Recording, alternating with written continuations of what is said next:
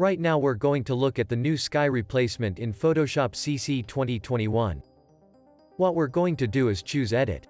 Go down to Sky Replacement and you get the Sky Replacement dialog box pops up. And you can see immediately it replaces the sky. I don't think that's a very good choice. Let's have a look and see what other skies are available. Click the little arrow. Alright, so here we are with these skies.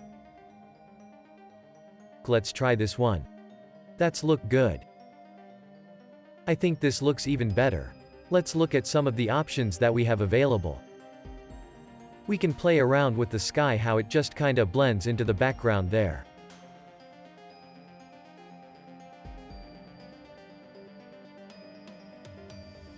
It looks a little bit natural.